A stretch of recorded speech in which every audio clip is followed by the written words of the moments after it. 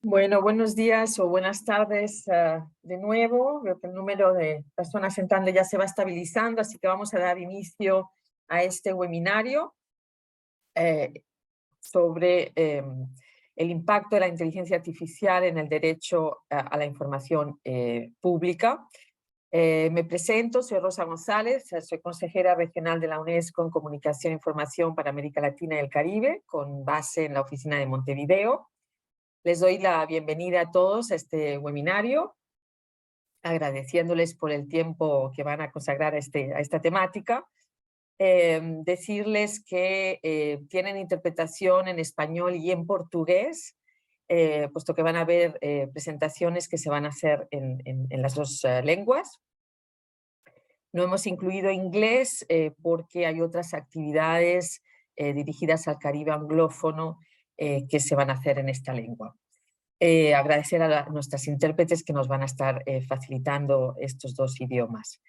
Un reconocimiento y agradecimiento a nuestros panelistas invitados y a nuestro relator, que voy a presentar en breve. Me gustaría empezar recordando el porqué de este webinario. Como bueno, ya saben todos, reconociendo la importancia del derecho del acceso a la información como un derecho humano fundamental. En el 2015, la Conferencia General de la UNESCO declaró el 28 de septiembre como el Día Internacional para el Acceso Universal a la Información. Y en el 2019 el día fue también declarado por la Asamblea General de las Naciones Unidas. Esta fecha entonces nos permite cada año sensibilizar sobre estas temáticas, movilizar a la comunidad de acceso a la información alrededor de eventos y de debates que nos permiten ir avanzando colectivamente en esta temática, identificando desafíos en el cumplimiento de este derecho. El año pasado teníamos una reflexión regional en este mismo día, bueno, en el día de ayer, pues el día fue ayer, pero este año lo hemos hecho un día más tarde dado el volumen de eventos que hubo ayer. El año pasado hablábamos en este mismo día sobre el desafío del monitoreo de este derecho. Nos concentrábamos en cómo reconstruir mejor después de la salida o de la pandemia o de la época post-pandemia, ese desafío de reconstruir mejor y cómo el monitoreo nos permitía identificar dónde estábamos y cómo avanzar. Este año el tema central es la inteligencia artificial, gobernanza electrónica y acceso a la información.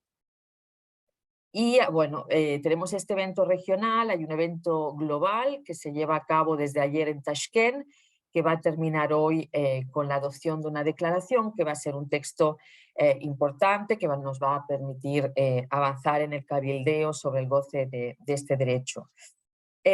La directora general de la UNESCO, Audrey Azoulay, en su mensaje para marcar este día, nos recuerda que las sociedades actuales necesitan un acceso inclusivo a la información para construir futuros justos, pacíficos, sostenibles, y hace un llamamiento a todos los países para que traten la información como un bien común de la humanidad.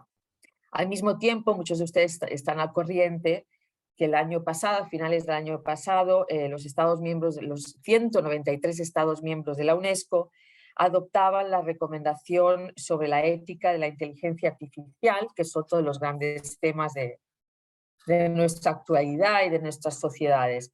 Entonces, para este evento, para marcar el Día Internacional de este año, hemos querido centrar el debate analizando de qué modo se puede utilizar la inteligencia artificial como herramienta para promover el acceso a la información y abordar los desafíos y los riesgos que ello genera. Para esto hemos querido concentrar este debate o esa reflexión a nivel regional en estas oportunidades y estos retos del uso de la inteligencia artificial por parte de la administración pública y muy específicamente de los propios órganos garantes del derecho a la información. Por lo tanto, el tema que vamos a abordar hoy es bastante nuevo. Tenemos relativamente poco tiempo, un poquito más de una hora, Así que voy a pasar directamente a presentarles a los panelistas y a presentarles la estructura del webinario. Vamos a escuchar primero a Elías Jacob de Menezes Neto. Él es profesor de la Universidad Federal de Río Grande del Norte de Brasil, investigador en las áreas de jurimetría, innovación tecnológica y desarrollo de aplicaciones de inteligencia artificial para los actores del sistema de justicia y para la administración pública. Y Elías, desde la academia, nos va a recordar de qué hablamos cuando hablamos de inteligencia artificial. Nos va a hacer un repaso conceptual de qué es lo que incluye la inteligencia artificial. Acto seguido tenemos la intervención de Flavia Lemos Sampaio. Ella es jefa de protección de datos de la Contraloría General de Brasil, el CGU, que es el órgano garante del derecho a la información en Brasil. Y ella nos va a hablar de una experiencia concreta de utilización de inteligencia artificial de manera interna por la propia Contraloría para gestionar las apelaciones sobre solicitudes de acceso a la información, solicitudes derogadas en primera instancia. Es una utilización bien innovadora y bien interesante que Flavia nos va a explicar. Después de su intervención, esta será seguida por Bernardo Navarrete Yáñez. Él es consejero en el órgano garante de Chile, el Consejo para la Transparencia de Chile, y también es profesor asociado del Departamento de Estudios Políticos de la Universidad de Santiago. Y él nos va a hablar de otra experiencia bien interesante que nos viene de Brasil, esta vez la utilización concreta de la inteligencia artificial, pero de manera externa al órgano garante, y que están considerando cómo incluir la propia inteligencia artificial como información a transparentar. Y que se encuentran definiendo criterios para ver cómo se pueden transparentar los algoritmos utilizados por los sujetos obligados. Es un tema bien innovador y de sumo interés. Por último, tenemos a Fabrizio Scrolini. Él es director ejecutivo de ILDA, Iniciativa Latinoamericana de Datos Abiertos, además de ser autor de Explorando oportunidades para conectar la inteligencia artificial y la legislación de acceso a la información, que es exactamente el tema que nos interesa hoy, y quien va a concluir estas intervenciones recordándonos por qué esta agenda es importante para la comunidad de acceso a la información. Después de estas intervenciones, mi colega Marcos Mendiburu, también especialista de esta temática, coordinador y relator de este encuentro, consultor de UNESCO, nos dará unas palabras de conclusión. Antes de pasar entonces la palabra a Elías, mencionarles a los participantes que cualquier pregunta o comentario, por favor, utilicen el chat y al final de las intervenciones intentaremos responder a ellas. Así que ya, sin más tardar, paso la palabra a Elías, que nos va a hablar en portugués. Bem, muito bom dia Rosa. Buen día, Rosa, y a todos los que están aquí presentes. Yo estoy aquí hoy para conversar con ustedes sobre un tema interesante y resumir lo que es la inteligencia artificial en unos minutos, entonces para hacerlo bien en tiempo. Es una misión difícil, pero no imposible. Vamos entonces. Mi gran objetivo acá hoy es terminar con el miticismo, especialmente para las personas que están fuera de la inteligencia artificial. Cuando escuchan en inteligencia artificial, piensan enseguida en un robot, en una escena de un robot de los años 70, más o menos como la película Terminator. Entonces tenemos que terminar con algunos mitos en torno a ese concepto de la inteligencia artificial para que podamos entender cómo esa aplicación puede ser hecha en la administración pública, como por ejemplo en el caso del acceso a la información. Cuando hablamos de inteligencia artificial estamos hablando de un gran conjunto de técnicas, pero normalmente, hoy en día, cuando escuchamos hablar de la inteligencia artificial, hablamos de un aprendizaje de máquinas, o de inglés, de machine learning, pero estamos teniendo un avance dentro del área de máquina que es un aprendizaje profundo. Entonces la idea de ahí de las ciencias que se habla hoy en día. Entonces, básicamente, para empezar necesitamos establecer 3 puntos principales. Inteligencia artificial no es un robot físico que va a tener una apariencia de persona. La inteligencia artificial no es una inteligencia artificial general, no es una cuestión inteligente que viene a resolver múltiples problemas, es lo contrario, el objetivo es bien limitado y definitivamente no es Terminator. En verdad, lo que la inteligencia artificial es un aproximador universal de matemática. ¿Qué es una función matemática? Una función matemática es cualquier proceso del mundo que contiene una entrada, un procesamiento y una salida. Entonces, todo lo que vemos, entrar en un procesamiento y una salida, puedo pensar como una función matemática. Y esa función puede ser cualquier evento, cualquier fenómeno natural, social. Entonces, por ejemplo, en mi caso yo trabajo con un mundo jurídico. Entonces, en el mundo jurídico tenemos una causa jurídica que tiene una entrada, un proceso y tiene una salida. Entonces, se espera que esos casos sean semejantes. ¿Por qué? Porque la función está muy bien definida. Entonces, los fenómenos sociales son representados con esas funciones que son complejas, pero también pueden ser representadas como funciones exclusivamente. Y esa función, porque lo que en verdad hace es representar un modelo de aquel fenómeno que está así tratando de comprender. Entonces, ese modelo no es más que una representación resumida de la realidad. Entonces, esa representación de la realidad es lo que nosotros llamamos modelo. Y no necesitamos pensar en inteligencia artificial para hablar sobre modelos. Podemos pensar en aeromodelos, por ejemplo. Esos aeromodelos son una representación de aviones. Entonces, no necesitamos tener una representación perfecta para que el modelo funcione. El modelo es una aproximación de aquel fenómeno. Entonces, un aeromodelo es una representación de un avión. Airbus A380. Desculpem, pessoal, eu fiquei ouvindo aqui o áudio em espanhol, no canal em português. Disculpen, me puse a escuchar el audio y ahora sí, ya está.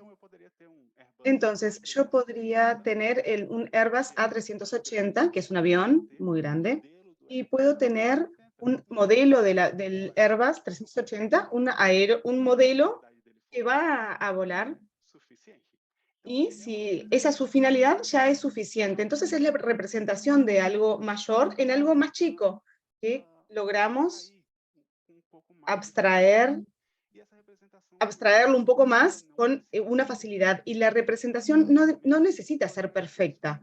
Entonces, básicamente, cuando estamos hablando de inteligencia artificial, hablamos de esa aproximación de funciones, que es ese aproximador de funciones que es capaz de crear modelos, y esos modelos, esa simplificación, pueden ser muy útiles para entender determinados fenómenos que queremos tratar. Entonces, puedo desarrollar un modelo que mire a una imagen y diga si hay una imagen de un perro o de un gato, y eso es muy fácil de hacer. Pero este modelo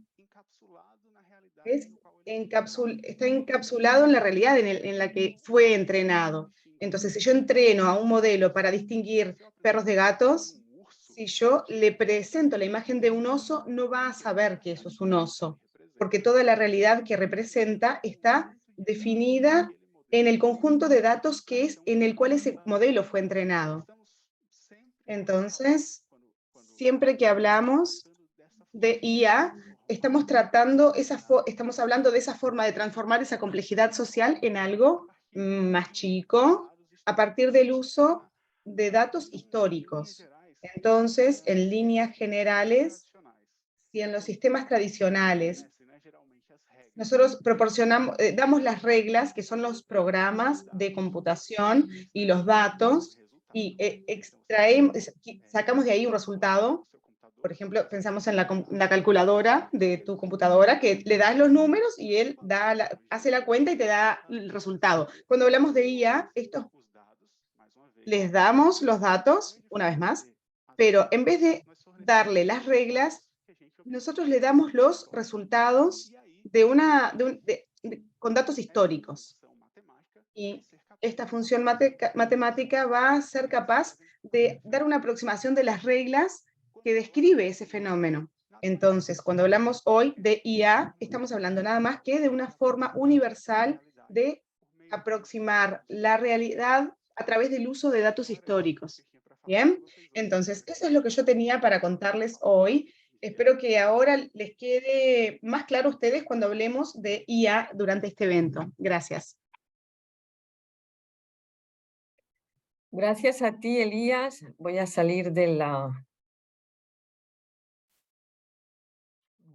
Sí, gracias a ti, Elías, por esta aclaración del concepto y por recordarnos de lo que estamos hablando cuando hacemos referencia a inteligencia artificial. Y también por respetar el tiempo, porque olvidé de mencionarlo y lo tuviste en cuenta. Pasamos entonces ahora la palabra a Flavia para que nos hable de la experiencia de Brasil. Y Flavia, te recuerdo que tenemos entre 10 y 12 minutos por expositor. Adelante, Flavia, por favor. Muito obrigada, Rosa.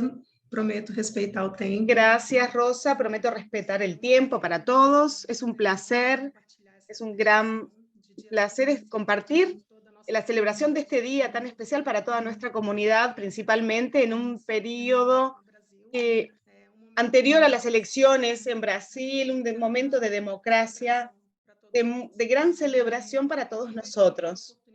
Aprovecho también la oportunidad para agradecer a la UNESCO y a todo el equipo por la promoción del evento, por la invitación para poder presentar este proyecto de innovación que estamos desarrollando en la Contraloría General de la Unión y que fue posible por una inversión muy grande de la institución, tanto en capacitación de los funcionarios como también de alianzas estratégicas con centros universitarios o, por ejemplo, con la Universidad Federal de Río Grande del Norte, que estuvo antes, que nosotros muy bien representada por el profesor Elías, también con San Pablo tuvimos alianzas de capacitación y también por el desarrollo de un ambiente favorable para estas y otras tantas iniciativas de innovación que están sucediendo en el ámbito del CGU. Este proyecto tiene como objetivo perfeccionar por parte de la CGU en la tercera instancia de recursos en la Administración Pública Federal, y nosotros utilizamos la inteligencia artificial que creo que ahora ya, luego del nivel que fue explicado, creo que tenemos un nivel más elevado de conocimiento sin misticismo. Entonces, aquí voy a compartir algunos slides, unas diapositivas para que ustedes vean cómo se dio la implementación de este proyecto. Confírmenme, por favor, si están viendo todo bien. ¿Sí? Bárbaro, lo logramos. Este proyecto está alineado a nuestra competencia internacional que está prevista en el artículo 16 de acceso acceso de datos, en la tercera, el artículo 16 de la Ley de Acceso de Información y el artículo 23 del decreto 7724. Además, tenemos la previsión de 2 objetivos estratégicos establecidos por la CGU para ser alcanzados hasta el año 2023 y están vinculados a este proyecto, que es el fortalecimiento de la transparencia y la participación social en defensa de los intereses públicos y el aumento de la eficiencia del Estado y la calidad de entrega a la sociedad. Más específicamente, para traer una idea más concreta de cuál es el objetivo del proyecto, nosotros desarrollamos una herramienta tecnológica para automatizar la parte inicial del proceso de análisis de los recursos de acceso a información interpuestos por la Contraloría General de la Unión en tercera instancia recursal en el Poder Ejecutivo Federal de Brasil. Esta herramienta encuentra, lo que dijo Elías ya, estándares o tendencias sobre las decisiones relativas a los recursos de acceso a la información en el banco precedentes, similarmente a una investigación jurisprudencial, y presenta sugerencias de respuestas a los especialistas. Y presenta a partir de esta investigación sugerencias de respuestas con tipología para apoyar en la toma de decisiones de la administración responsable.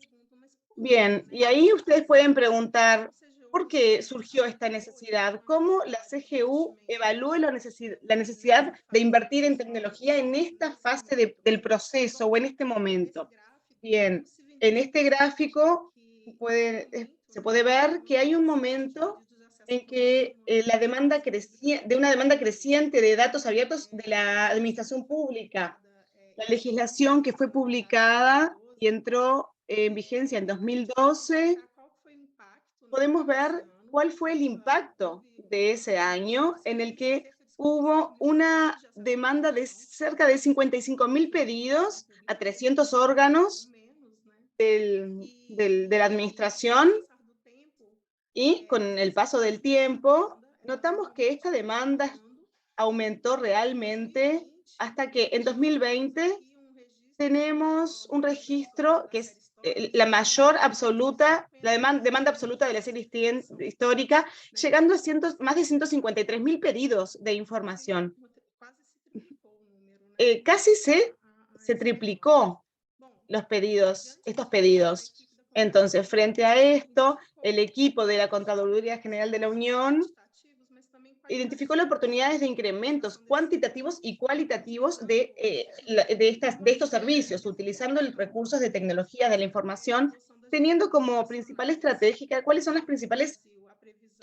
la adopción de las directrices nacionales, como la estrategia brasileña de inteligencia artificial, que son directrices observadas y cumplidas, y también los principios internacionales de desarrollo ético de algoritmos de inteligencia artificial. Y puedo citar varios organismos internacionales, incluso que ya adoptaron estos conceptos, incluso la propia UNESCO. Y para esta etapa de desarrollo, la CGU unió esfuerzos con investigadores, específicamente de la Universidad Federal de Río Grande del Norte, por medio de un acuerdo de cooperación técnica que fue firmado en febrero de 2020 para desarrollar un modelo de aprendizaje de máquina y automatizar la parte inicial, que es el triaje de los recursos de acceso a la información. Para que ustedes tengan una dimensión más específica sobre el impacto de este proyecto, aquí estamos hablando de la prestación de servicio público a la información que se le da a toda la población brasilera, que son cerca de 215 millones de personas. Hoy tienen derecho no solo de pedir información a la Administración Pública Federal, pero aquí estamos hablando específicamente de la Administración Pública Federal en este proyecto. Y también tienen el derecho a recorrer hasta 4 instancias en Brasil.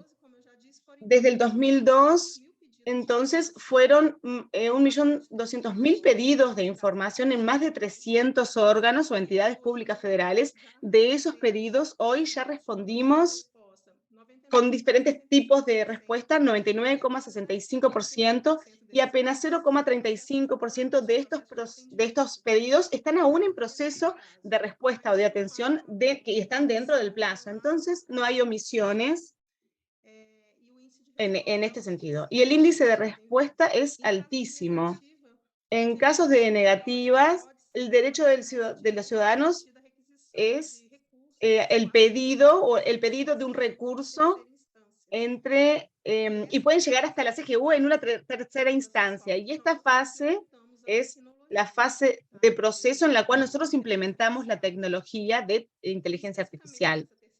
Específicamente en esta tercera fase o esta tercera instancia, recibimos cerca de 15.300 recursos que corresponden al 1,2% de las solicitudes totales o pedidos totales. Aquí les voy a presentar un flujo que creo que explica mucho cómo se da esta intervención día a día. Entonces, pueden ver el flujo de análisis de recursos de acceso a la información en la tercera instancia de recursos en Brasil, en la Administración Pública de Brasil, comenzando por la solicitud del ciudadano que puede ser realizado por cualquier medio, incluso por Internet, específicamente por la plataforma integrada de ouvidoría de escucha de acceso a la información llamada Fala BR o Habla BR.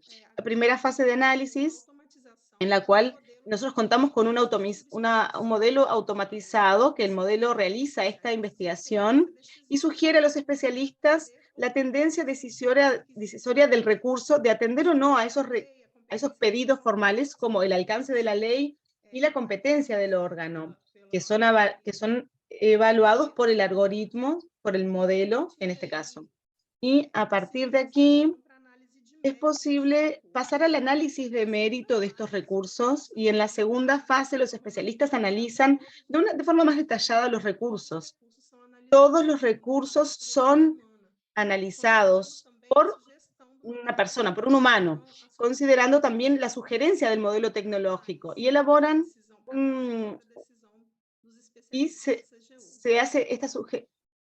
elaboran un parecer técnico para fundamentar un parecer técnico, un informe técnico, y la manda para la autoridad, que la devuelve al ciudadano. Entonces, pueden ver que en este flujo hay dos partes, dos momentos en los que hay una intervención humana, y que la análisis y la decisión se realiza por los especialistas de la CGU con autonomía y responsabilidad sobre sus decisiones. En términos de resultados preliminares, antes de esto, la base de datos que fue utilizada tiene todos los recursos de acceso a la información de 2012 a 2020. El desarrollo de este proyecto fue implementado en 2021, y la implementación está a partir del 2022, con fases nuevas en 2023. Los resultados preliminares que yo puedo destacar son del 45% de los recursos que actualmente no cumplen con los requisitos iniciales para el análisis de méritos. La mayoría está siendo analizada automáticamente en esta primera fase del proceso. Esto permite que hoy algunos de estos recursos puedan ser respondidos en el mismo día a los ciudadanos. El resultado del modelo tiene una aproximación del 85%, una eficacia del 85% si se compara con las recomendaciones posteriores realizadas por los especialistas del CGU. El modelo, quiero acá aclarar y repetir lo que dijo Elías, el modelo no es perfecto, es una representación. Entonces, desear un 100% no es real. Entonces, es importante considerar que es importante tener esas fases de revisión humana. Y esta tecnología viene utilizando un flujo de trabajo humano y permitiendo que los especialistas dediquen más tiempo para el análisis de recursos más complejos. Todos son analizados, pero ellos pueden tener un análisis más profundo en otros recursos.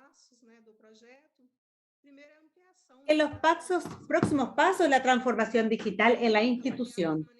Evaluar permanentemente los resultados y los riesgos de la prestación de servicios, garantizar las informaciones y ver más una explicación del modelo tecnológico con transparencia como activa y pasiva. Cualquier ciudadano puede solicitar información sobre el modelo.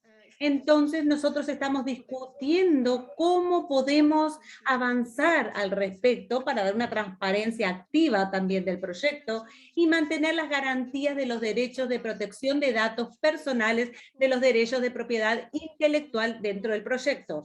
Todo proceso de garantías de derechos sabiendo en la necesidad que hay y la transparencia, y garantizando así al mismo tiempo los resultados, y también tenemos que proteger todos los datos personales involucrados, y estamos haciendo eso también con una cooperación también de seguridad también. Y dentro de los próximos pasos tenemos varios factores y procesos de seguridad para esa protección de datos. Es esto lo que yo quería decirles. Quiero agradecerles el tiempo de todos. Espero que no haya excedido el tiempo, ¿no, Rosa? Muchas gracias. Perfecto, ha estado perfecto, Flavia, en tiempos y en contenido. Muy interesante esta experiencia que nos viene de Brasil. de la inteligencia artificial que permite levantar datos que para muchos países es sumamente difícil levantar, lo sabemos bien, puesto que desde la UNESCO hacemos una recopilación de datos y de información cada año sobre la aplicación de las leyes de acceso a la información, y sabemos que para muchos países esos datos es sumamente difícil recopilar, así que este es un buen uso que puede inspirar a otros países para llegar a esos datos que son sumamente importantes para conocer realmente cómo se está accediendo a ese derecho. Bueno, sin retrasarnos más, vamos a pasar entonces al próximo panelista, Bernardo Navarrete Yáñez, que nos va a hablar de otra experiencia distinta, pero también de uso de inteligencia artificial que nos viene de Chile. Adelante, Bernardo, por favor, y tienes unos 12 minutos.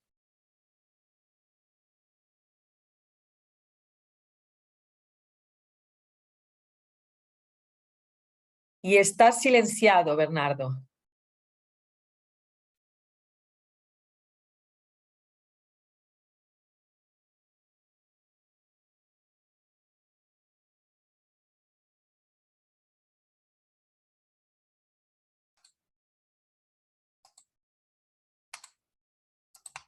Ahora sí. Sí. Muchas gracias, Rosa, por la invitación. Me ceñiré a los 10 minutos sugeridos, así que partamos. Lo primero es que, como decía muy bien Elías, si uno mira América Latina, nosotros tenemos un déficit regulatorio sobre inteligencia artificial, y que es un tema que en alguna medida también deriva de una discusión que, vuelvo a insistir en lo que decía Elías, en parte porque hay una discusión teórica, porque hay una discusión, como él decía muy bien, en la analogía de las matemáticas de entrada, de procesamiento y de salida.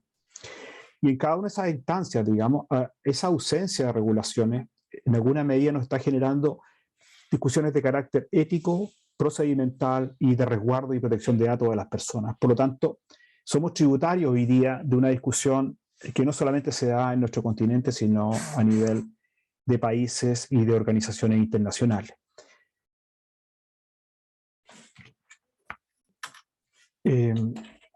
Ahora, ¿cómo hemos enfrentado lo anterior en Chile?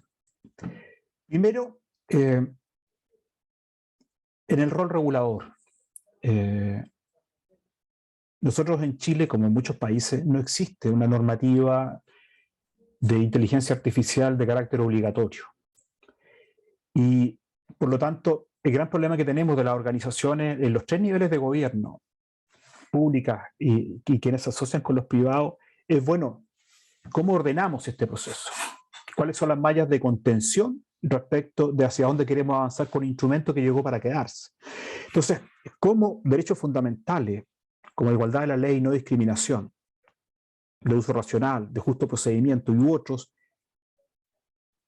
nos permiten a nosotros la implementación de políticas de inteligencia artificial que además terminan siendo obligatorios para los ciudadanos. Entonces, ¿qué es lo que tenemos? Lo primero es una gran discusión, que además en el Ministerio de Ciencia y Tecnología la frase es la correcta, digamos, cómo centrar el bienestar de las personas respecto a sus derechos. Entonces, nosotros tenemos, por una parte, respecto del rol regulador, una ley de transparencia. Chile no tiene una Agencia Nacional de Protección de Datos Personales. Eso está recién e incipientemente discutiéndose en un proyecto de ley en el Congreso. Tenemos una ley específica sobre protección de la vida privada, otra sobre medidas contra la discriminación, una ley específica de transformación digital del Estado, que debería haber entregado su política este año, pero que fue postergado hasta el año 2026. Por lo tanto, vamos a tener un gap entre aquello que se quiere hacer respecto a la digitalización del Estado. Después tenemos la protección del consumidor a través del Servicio Nacional del Consumidor y así sucesivamente. Ahora, la inteligencia artificial en Chile, igual como planteaba muy bien Flavia, ha avanzado de la mano del trabajo con las universidades. Sin las universidades difícilmente habríamos avanzado hoy día en un repositorio de algoritmos que tiene la Universidad Adolfo Ibáñez, que nos permite a todas las instituciones del Estado recurrir a él y ver el cómo se va implementando, qué problemas se tienen, porque Se ha levantado información para 92 sistemas de decisión automatizadas y semiautomatizadas en el aparato público chileno. Entonces, ¿qué es lo que nos dice la experiencia? Primero, ausencia generada de información sobre dicho sistema, mucha información de carácter casuístico. No tenemos claro el impacto del principio de publicidad y ejercicio del derecho al acceso a la información. Hay mucha opacidad intrínseca en los sistemas. Porque claro, si sigo la lógica de Elías, cuando yo hablo de matemática y hablo de formulaciones, las personas de a pie van a huir de la explicación. En general, tenemos cierta aversión a las matemáticas, a la lógica de sistemas, porque Elías nos decía, entrada, procedimiento, procesamiento, salida, sí, pero eso es teoría de sistemas. Y tenemos más de un siglo de discusión sobre teoría de sistemas y ecosistemas. Entonces, tenemos al final del día una preocupación sobre la afectación de los derechos ciudadanos y sobre todo el principio de rendición de cuentas. Entonces, ¿qué estamos haciendo nosotros como Consejo para la Transparencia? Primero, investigar y diagnosticar. Y cuando hablamos de investigar y diagnosticar, nosotros hicimos un informe de transparencia en el año 2020, donde queríamos levantar las buenas prácticas y cuáles eran los estándares de transparencia para decisiones automatizadas. Y generamos una publicación llamada explícitamente Transparencia Algoritmo en el sector público, como un elemento base y documento para entrar a discutir con todas las organizaciones del Estado a nivel del gobierno central, regional y local. Entonces, nosotros tomamos decisiones específicas como Consejo para la Transparencia, en el cual, a través de la inteligencia artificial, hemos querido empezar a tomar decisiones en el Consejo a partir de la tecnología que se disponibiliza. Primero porque quien tiene los portales de acceso a la información y de tramitación es el Consejo. En consecuencia, tenemos en sí mismo ya una fuente de información relevante. Ahora, en el rol normativo nuestro, empezamos la elaboración, y esto es un poco lo que se refería a Rosa al principio, es la elaboración de una instrucción general sobre transparencia algorítmica para el sector público de carácter obligatorio. Pero para avanzar en una instrucción general obligatoria para el aparato público, primero tenemos que abordar temas que no son menores respecto de las capacidades que tienen las instituciones para abordarlo. Ya les comenté que la ley de digitalización del Estado se postergó para 3 años más. En consecuencia, podemos tener un desfase sustantivo. ¿Qué vamos a hacer con los sujetos obligados para decisiones que son automatizadas y semi-automatizadas? Entonces estamos en la línea de diagnóstico. Pero hicimos un proceso participativo porque era importante además levantar la información. Primero le preguntamos a 22 instituciones públicas, hicimos 3 sesiones de trabajo, después aplicamos en 4 instituciones el pilotaje y ahora vamos a la elaboración del texto. ¿Qué queríamos entrar a cambiar? Primero, nombre del sistema, versión, titularidad, servicios, procedimientos y así sucesivamente. Y dado que me quedan 3 minutos, Rosa, para ser consistente con el tiempo, ¿qué conclusiones estamos sacando? Primero que, como decían mis predecesores en este encuentro, la inteligencia artificial llegó para quedarse. El nivel de comprensión ciertamente tiene que preocuparnos y debemos trabajar con él, en el sentido sobre todo de que tiene un impacto que a veces inadvertidamente las personas están viviendo en el mundo privado. La inteligencia artificial no es un tema hoy día del mundo público, está siendo trabajado por el mundo privado. Entonces, aquí obviamente nobleza obliga. UNESCO el 2021 ya había planteado algo que es clave, que la inteligencia artificial no puede ser una zona sin ley y sin regulación. Eso es para partir. Sobre todo en la lógica del teorema de Moe, porque el regulado puede terminar regulando al regulador. Entonces, la opacidad que ello genera nos llevó a que Chile, hace 2 años atrás, elaborara una política nacional de inteligencia artificial. Y por lo tanto, hoy día el aparato público tiene desde el Ejecutivo un marco y unas mallas de contención sobre los cuales actuar. En particular para el Servicio Nacional del Consumidor, que es el llamado a proteger los derechos de los ciudadanos en el proceso de interacción con el mercado. Entonces, vamos a nuestra propuesta específica de instrucción obligatoria a los servicios públicos respecto a inteligencia artificial. Entonces, ¿cuáles son los desafíos nuestros? Primero, la instalación de las capacidades, no al revés. no llegar con un instructivo sin haber tenido claro cuáles eran las capacidades de las instituciones de poder gestionarlo. Después, promoción y concientización en la ciudadanía, y para eso el propio Estado, el Estado en sí mismo y sus propias organizaciones son la mejor caja de resonancia. Y después, establecer un marco normativo adecuado. En consecuencia, si yo pudiera resumir todo esto, diría que básicamente lo que nosotros tenemos hoy día como desafío es que la Política Nacional de Inteligencia Artificial se estructure en un marco regulatorio específico, plausible y entendible por los ciudadanos, y que nos lleve al final del día a poner el bienestar de las personas como un eje central. Y sobre todo, y como decía muy bien Flavia, descargar la gestión de respuestas de acceso a la información que están teniendo los funcionarios públicos los 3 niveles de gobierno. Porque en muchos casos, como son curvas de demanda, necesitamos ir especializando crecientemente a nuestro personal para dar respuestas de forma, pero sobre todo de fondo. Y por lo tanto, los aspectos que pueden tener simple y tratamiento rápido, la inteligencia artificial llegó para quedarse. Eso, y gracias Rosa, porque he completado los 10 minutos exactos. Gracias a ti por esta disciplina poco usual tuya y de todos. Estamos yendo muy bien de tiempo. Y gracias por compartir con detalle esta experiencia chilena. La verdad es que es un modelo.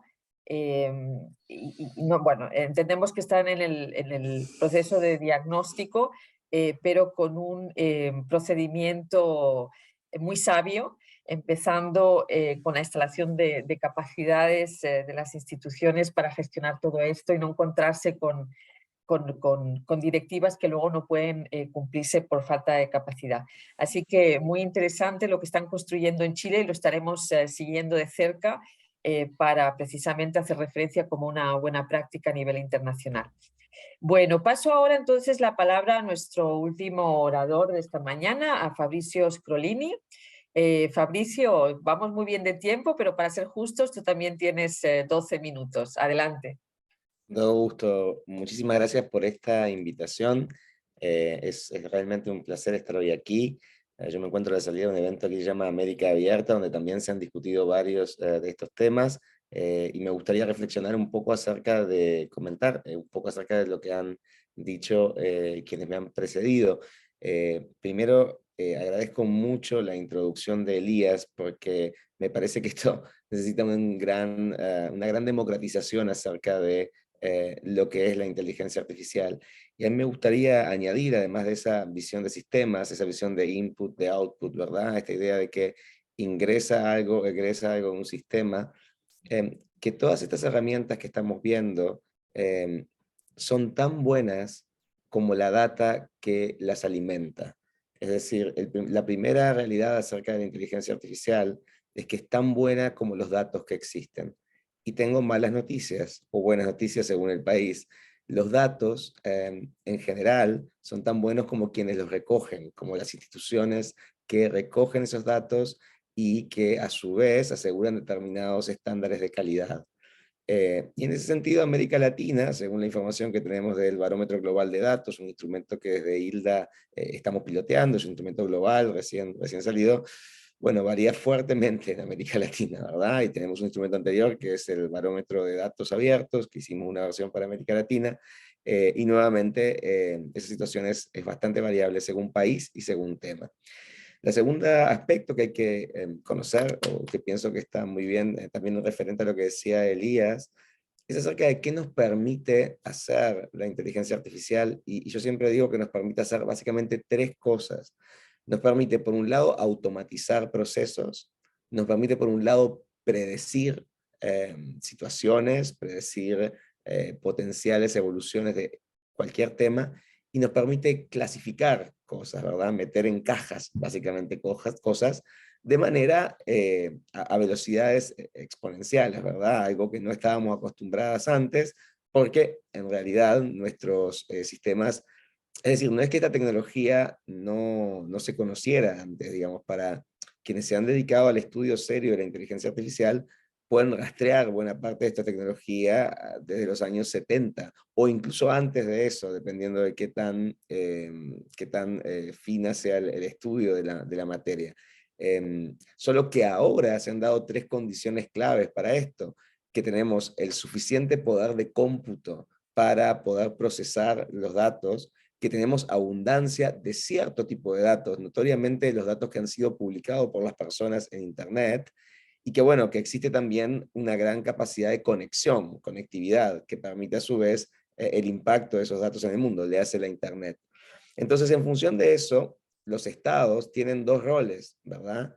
Por un lado, como reguladores, como bien decía Bernardo, y como otro lado, como que son también los casos de la CGU y del Consejo para la Transparencia, y por otro lado, como implementadores de esta tecnología, ¿verdad? Los estados también implementan esta tecnología, como es el caso de lo que está haciendo la CGU actualmente en un proceso de automatización, de alguna manera.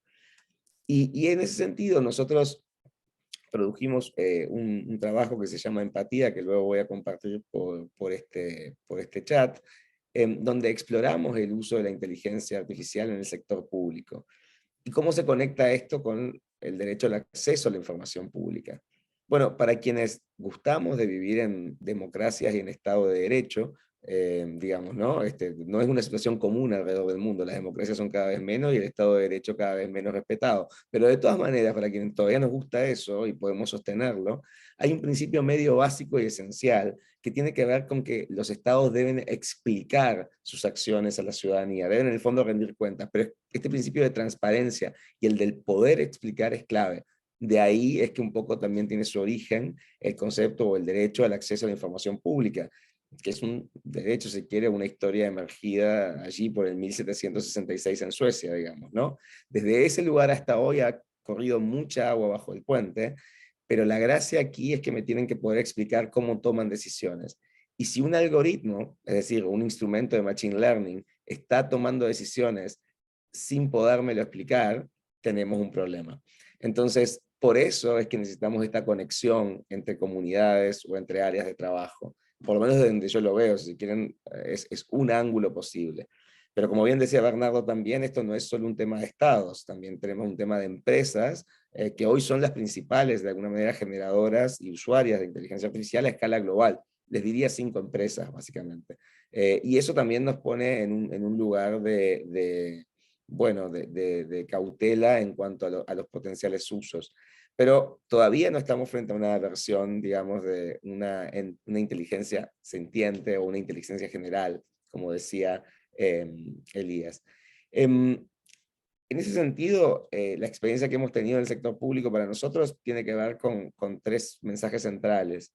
Por un lado, la infraestructura de datos en el sector público es generalmente deficitaria, con poca calidad, lo cual implica que la mayoría de estos proyectos requieren que haya datos disponibles y que esos datos sean de buena calidad.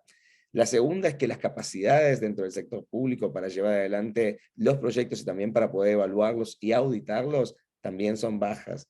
Y lo tercero que hemos llevado adelante a través de Empatía ha sido un monitoreo de las estrategias de inteligencia artificial en la región, donde en realidad, así como establecidas propiamente dicha con recursos, digamos, por lo menos en el último tiempo, hasta donde hicimos esta investigación, que fue hasta hace un año, eran Colombia y Uruguay, y la estrategia que llevaba adelante también Chile, que estaba como cristalizando.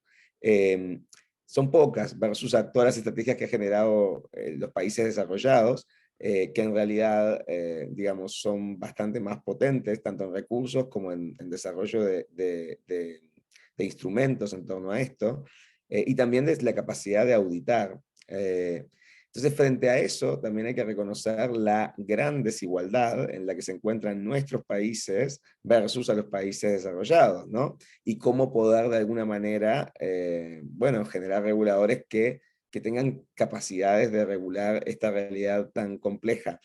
Tanto al interno de la administración pública, donde, por ejemplo, el ejemplo que planteaba el consejero Navarrete es muy, muy interesante, esta idea de poder mapear qué está haciendo el Estado. Ayer aquí comentaba una colega también de Chile que en Colombia recién han podido acceder a la misma cantidad de datos, o por lo menos inicialmente, de qué están haciendo los estados con los algoritmos.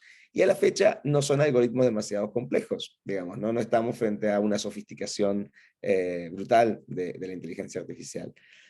Pero sí estamos frente a sistemas que están tomando decisiones automatizadas, y consecuentemente existen riesgos tanto de lo que se llama sesgo en este campo, que en el fondo es replicar lo que ya los estados y las organizaciones tradicionalmente hacen, ¿verdad? O sea, todos tenemos sesgos, todas las organizaciones tienen sesgos, y eso de alguna manera también puede generar variables de exclusión, como hay varios casos también en el mundo desarrollado. Finalmente, digamos, es como balancear también la transparencia frente a lo que, por un lado, comentaba Flavia acerca de los datos personales y también temas de propiedad intelectual. Y frente a eso creo que también hay que empezar a discutir la infraestructura de los estados en este tema, en lo que tiene que ver a lo que se llamaría el código open source o código explicable, o maneras en las cuales los instrumentos tengan, haya claridad acerca de lo que están haciendo. Y eso es un tema de definición pública.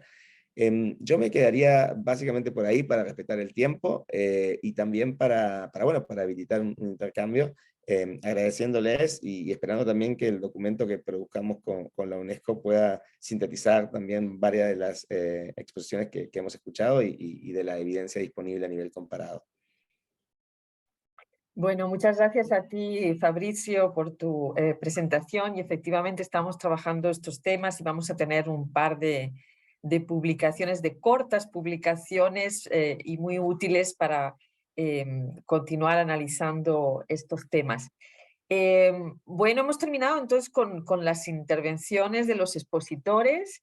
Pueden hacer preguntas por el chat. De momento veo que hay una pregunta larga dirigida a Flavia, pero también al consejero Navarrete, y nos la hace Marcos, y Marcos, tú tienes acceso al micrófono, así que creo que en lugar de leer la pregunta te voy a pasar la palabra para que lo hagas tú directamente. Adelante, Marcos. Gracias, Rosa. Bueno, la pregunta para Flavia era ¿en qué otras áreas se puede aprovechar estos procesos automatizados de inteligencia artificial dentro de la labor de la CGU vinculada a la Ley de Acceso a Información Pública? Por ejemplo, un gran desafío es examinar la calidad de las respuestas que dan los sujetos obligados. Y en el caso de Chile, le hacía una pregunta al consejero Navarrete porque yo entiendo que el Consejo para la Transparencia utilizaba un robot para monitorear el cumplimiento de lo que se llama transparencia activa u obligaciones de transparencia, como la llaman en México, que es la información que se tiene que disponibilizar generalmente en sitios web sin mediar una solicitud de información. Quiero que comente un poco eso. Y también cómo ve él y Flavia el uso de estos procesos automatizados en los órganos garantes, porque creo que a veces juega en contra los antecedentes, los perfiles de algunos comisionados o máximas autoridades de estos órganos garantes, aunque ya nos dijo Elías que él trabaja en temas jurídicos, muchos son abogados con una vasta trayectoria, pero eso también implica que no sean conocedores de temas quizás más recientes como inteligencia artificial, y me gustaría alguna reflexión de él y de Flavia al respecto de cómo ven a sus pares en la región, no obviamente el caso de Chile y Brasil, porque están aquí, porque ya están trabajando esta temática, pero otros pares de la región, ¿cómo creen que podrían involucrarse en esta temática a futuro? Gracias. Obrigada, Marcos. Bom, primeiramente... Gracias, Marcos. En primer lugar, creo que es importante presentar que deben ser desarrollados en ambientes favorables, institucionales. El crecimiento de la capacitación, del interés traído por la institución fue uno de los principales frentes en que hubo un espacio de discusión mayor con relación a la tecnología y cómo eso se puede ponderar para evitar pérdida de cualquier tipo de derecho derechos humanos involucrados, y al mismo tiempo optimizar los beneficios de la tecnología. Entonces, se trata de una capacitación crítica muy importante. Yo veo que dentro del ámbito de la CGU está siendo realizado. Tenemos funcionarios de varias áreas, no solo de acceso a la información, que están involucrados en estas innovaciones y con estos desarrollos. Hoy existe un comité para la articulación interna de investigación y conocimiento e innovación, que fue creado exactamente para que la CGU tenga directrices claras y coordinadas sobre estas iniciativas. Y uno de los puntos de este comité incluso es la evaluación crítica de directrices sobre el aumento de transparencia de estos modelos.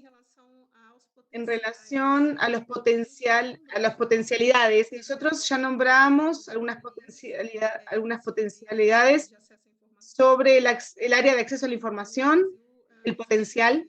En Brasil existe, nosotros recibimos muchos pedidos de acceso a la información o manifestaciones o tipologías diferentes, reclamos, denuncias, tenemos diferentes tipos y recibimos pedidos que no es una obligación del ciudadano hacer.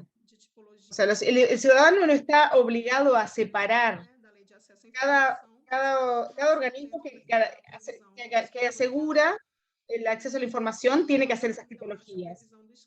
Entonces, cuando no hay una previsión de ese alcance, por ejemplo, en una denuncia, nosotros tenemos una clasificación interna y la dirigimos a otro proceso con garantías específicas de ese proceso de denuncia. Entonces, tenemos esa posibilidad, incluso ya está siendo implementada, pero todavía está en proceso de evaluación de la calidad del modelo y de los sesgos que están ahí involucrados. Realmente este es un proceso inicial. Otra posibilidad que tú te referiste muy bien es a la previsión de la calidad de las respuestas. Una vez que se elabora la respuesta, sí es posible tener, antes de que sea publicada en el servidor, esta respuesta, se puede evaluar si esta respuesta atendería al ciudadano. Pero esto todavía son ideas, no hay nada concreto con respecto a estos proyectos específicos. Lo que tenemos concreto es este proyecto que presentamos hoy. Marcos, a tu pregunta. Es importante recordar que en el trabajo que estamos haciendo como Consejo de la Transparencia con la Universidad Adolfo Ibáñez, nosotros ya tenemos un repositorio de algoritmos públicos de los 50 sistemas que ya están trabajando, por lo tanto ya hay un grado de experiencia. Ahora, la explotación de las bases de datos que están y son administradas por el Consejo de la Transparencia, que no son pocas, incluido la ley de lobby, a nosotros nos ha centrado y nos ha dado mucho sentido el uso de la inteligencia artificial, el uso entre comillas robot, digamos, sobre todo para las fiscalizaciones. Si yo dispongo de datos al cual cualquier chileno puede acceder, incluso en cualquier país, digamos, no tiene mucho sentido no aprovechar esa enorme abundancia de datos que tenemos para ver el cumplimiento de las organizaciones obligadas. Usted está respondiendo en tiempo y por qué solicitudes hay. Entonces, eso como punto, las fiscalizaciones son una vía para nosotros relevante en el uso de, o dicho de otra manera, para avanzar en nuestra calidad, intensidad, seguimiento y permanencia de fiscalizaciones, las bases de datos y los portales de transparencia son relevantes. Entonces ya estamos en ese proceso de fiscalización y procedimiento, porque además, y esto es importante, nosotros hemos tenido que pronunciarnos sobre el uso de esto, digamos, a propósito de los amparos que se han planteado de derecho a acceso a la información y transparencia abierta. Y nosotros, y lo quiero mencionar en términos muy breves, digamos, nosotros nos hemos pronunciado la decisión C, y voy a hacerlo como, a pesar de que no soy abogado, no tengo esa distinción, lo voy a hacer como diría un abogado, digamos. Decisión C 692-21, donde el Consejo se pronuncia sobre el sistema de diagnóstico automatizado de retinografías telemáticas que usan los sistemas de salud,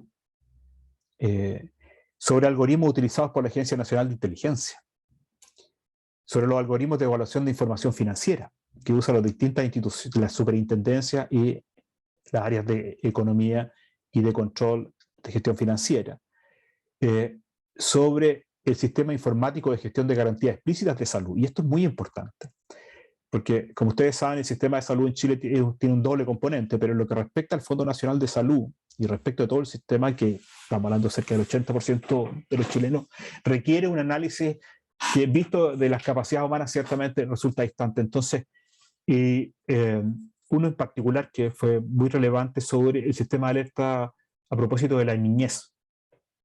Entonces, te doy distintos casos en los cuales nosotros ya no estamos pronunciando respecto de los sistemas informáticos que está usando la administración del Estado y cómo pueden mejorar o a su vez regular o controlar su buen uso o correcto uso en términos de lo que está haciendo. Ahora, en un proceso de construcción.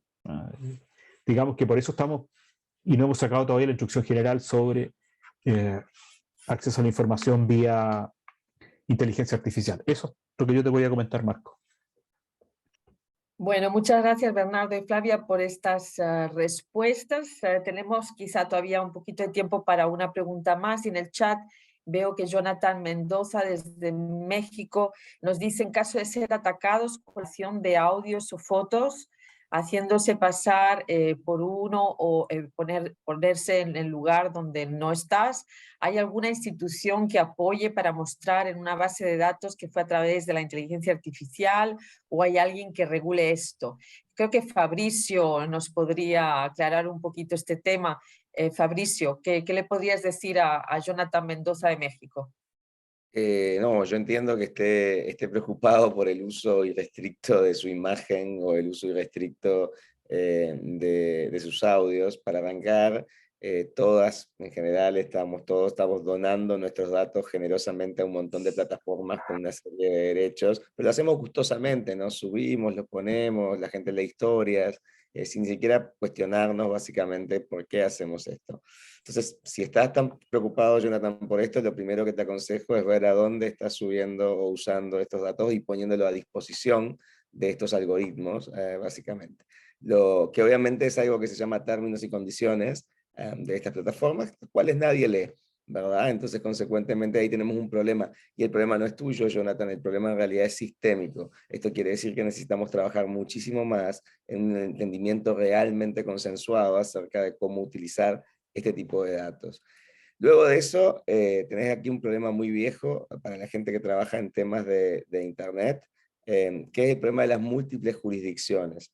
Y entonces esto podrás hacer o ejercer tu derecho según honestamente las capacidades y recursos que tú tengas y que tanto te proteja la jurisdicción donde estés o donde haya acontecido el hecho.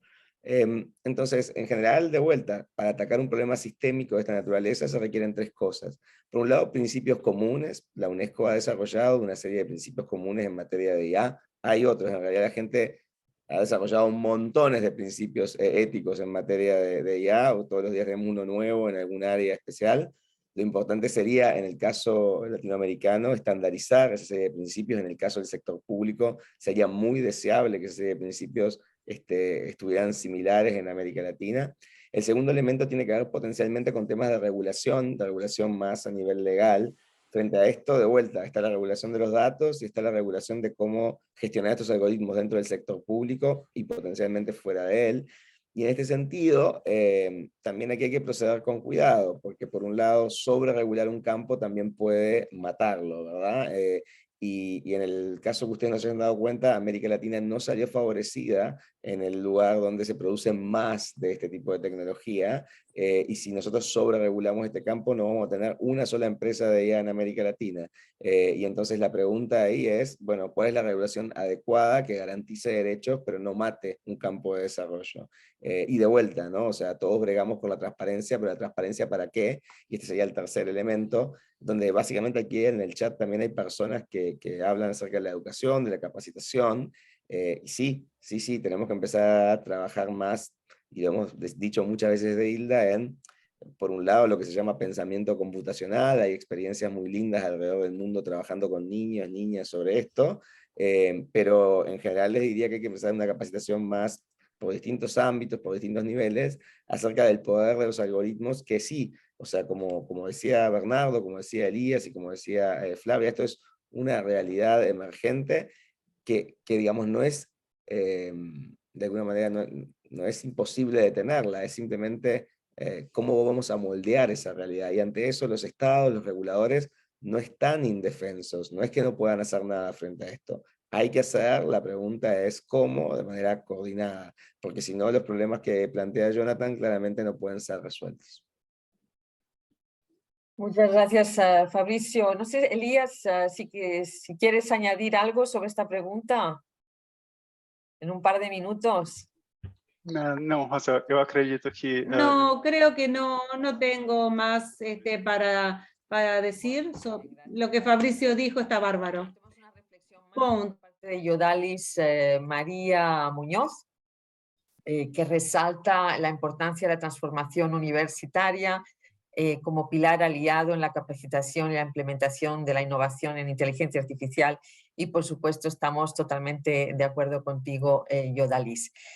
Bueno, creo que continuamos muy bien, estamos a tiempo para pasarle la palabra ahora a Marcos Mendiburu para que nos haga una breve conclusión de lo que hemos hablado y quizás de algunos pasos a seguir. Marcos, la palabra es tuya. Gracias, Rosa, y gracias a todas y a todos los panelistas que nos acompañaron hoy. No voy a tratar de resumir, porque la idea es que esté esta nota breve que vamos a publicar, que va a publicar la UNESCO y a la cual Fabricio hizo referencia. Simplemente quiero resaltar 3 temas. Uno ya lo acabas de decir tú con el comentario de esta participante por el chat, la importancia de que los órganos garantes cooperen con las universidades. Quedó claro en el caso de la CGU con la Universidad de Río Grande del Norte, y también en el caso de Chile, del Consejo para la Transparencia de Chile con universidades allí, para avanzar en esta temática, porque son como 2 comunidades de práctica que todavía no han interactuado mucho. La comunidad de práctica de acceso a información, que viene de ya al menos un par de décadas, digamos, y personas como Fabricio y yo ya somos conocidos allí, y está la otra comunidad más de tecnología, de inteligencia artificial, que no necesariamente se han hablado, y este era el desafío justamente de esta mesa redonda, de comenzar a profundizar esas interacciones para que se vayan nutriendo ambas comunidades de práctica y haya un diálogo más fluido entre ambos. Por otro lado, creo que lo dejó bien claro Flavia, la importancia de capacitarse en esta temática antes de embarcarse con mayor profundidad. Y como dijo el consejero Navarrete, de hacer un diagnóstico, eso es fundamental, ¿no? De diagnosticar antes de adoptar una hoja de ruta para embarcarse en este tipo de procesos, ¿no? Creo que hay 2 casos muy interesantes aquí, uno de cómo se utiliza la inteligencia artificial al interior del órgano garante para justamente para tareas o acciones vinculadas a la Ley de Acceso a Información Pública, que es justamente el propósito de este webinario para celebrar el Día Internacional del Acceso Universal a la Información, que es el caso de Brasil, que nos presentaron Flavia y Elías, y el segundo caso que nos presentó el consejero Navarrete, de cómo transparentar algoritmos, transparentar algoritmos, pero de sujetos obligados, que es la responsabilidad que tiene el órgano garante, el Consejo para la Transparencia de Chile, de transparentar justamente las decisiones o procesos de terceros que son sujetos a la ley allí, ¿no? Entonces creo que son 2 ejemplos de cómo abordar la inteligencia artificial, uno al interior y otro externamente, y lo que creo que queda a futuro es cómo trabajar esto a nivel regional. Hay algunos países, Chile, Brasil, México, los órganos garantes están más avanzados en estas discusiones, otros no tantos de la región. Aquí vimos participantes de Colombia, Guatemala, etc. Y creo que es importante que esto se trabaje a nivel regional, así como la OEA impulsó una ley 2.0, una ley modelo 2.0. Obviamente este tema no se abordó porque es muy reciente, pero quizás ver cómo a nivel regional se puede trabajar esta temática a futuro, creo que sería importante por parte de los órganos garantes, y traer a los expertos que a veces no están en esta comunidad de práctica, como dije, sino en otras comunidades de práctica, algunos que trabajan en ambas, como Fabricio, por eso lo tenemos aquí hoy. Esas serían como mis reflexiones muy incipientes, digamos, porque es una temática nueva que recién está comenzando y seguramente va a haber avances rápidos muy pronto también. Entonces, la idea es tener esta nota breve que no quede desactualizada en unos meses, y que plantee interrogantes a futuro para que puedan ser conversados por estas 2 comunidades en forma conjunta. Así que lo dejo allí, Rosa, y nuevamente gracias. Gracias a ti, Marcos, por esta conclusión, y con eso cerramos la actividad de hoy. De nuevo agradecer a nuestros panelistas, a nuestro relator y coordinador, a los 60 participantes que hemos tenido a lo largo de esta hora y cuarto, a nuestras intérpretes y al equipo de UNESCO Montevideo, quien ha estado asegurándose que no tuviéramos ningún problema. Así que bueno, gracias a todos y continuaremos en contacto más allá del Día Internacional. Tenemos todo el año que sigue al día para continuar trabajando estos temas. Muchas gracias y que tengan un buen día.